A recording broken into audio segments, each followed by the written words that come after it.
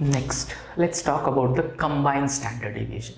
So in combined standard deviation, basically what happened, we have seen in the combined mean, the two different standard deviation, two different mean, two different population size will be given to you, sample size. Based on that, you have to combine both the things and you have to find out the one standard deviation, right? So let's see one problem which is displayed on your screen. It says that the mean and the standard deviation of the distribution of 100 and 150 items are 55, 40 and 6. Find the standard deviation of 250 items altogether. Now, here I can understand two things. One, they have given sample size n1 and n2.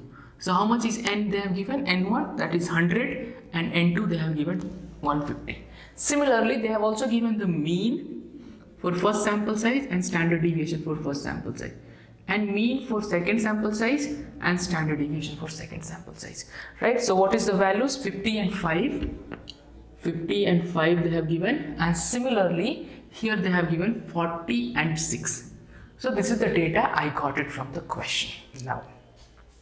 Now I have very clearly given the combined standard deviation formula, which is nothing but standard deviation of C, which is going to be square root of n1 sigma 1 square, n1 sigma 1 square plus d1 square plus n2 sigma 2 square plus d2 square divided by n1 plus n2.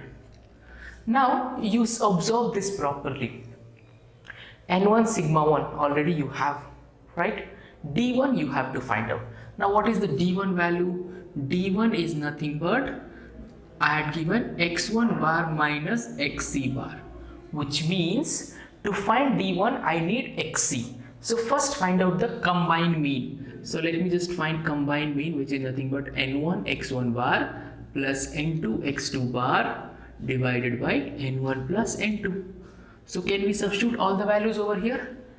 50 into 5, n1 into x2, 50 into 5 plus, not 50 into 5, 50 into 100, n1 is 100, and then 40 into 150, 40 into 150 divided by 100 plus 150, n1 plus n2. And your xc bar, if you find the combined mean, that is going to be, the combined mean is going to be 44. So let me just substitute here. x1 bar is how much? It is 50 minus 44, which means d1 I am getting over here is 6, right? Similarly, can we find d2, which is nothing but x2 bar minus xc bar. So x2 bar is how much? Which is 40.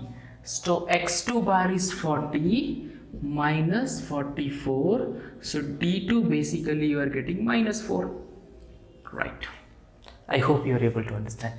To find d1 and d2, what we did? We have found the combined mean n1 x1 plus n2 x2 divided by n1 plus n2. We got d1 and d2 value. Can we substitute that value over here? Yes. Now, right before this video, I have explained you one very simple concept, that is variance. So I hope you remember variance, standard deviation is equal to square root of variance. So sometimes in the question, instead of standard deviation, they will give you variance.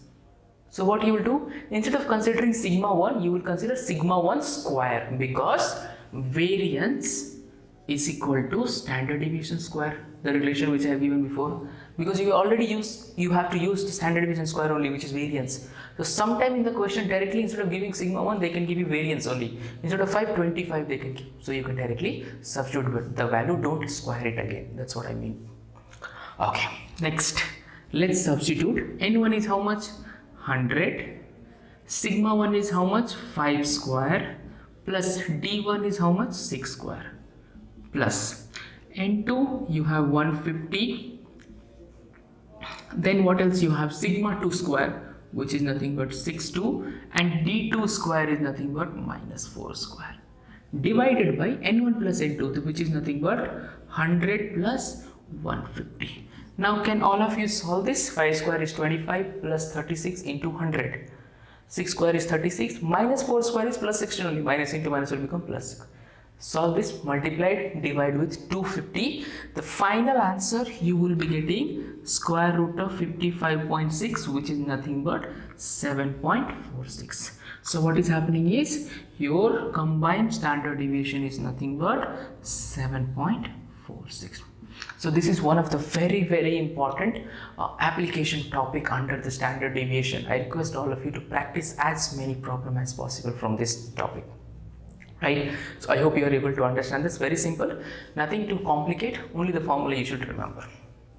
Right? Pause the video, make a note of it.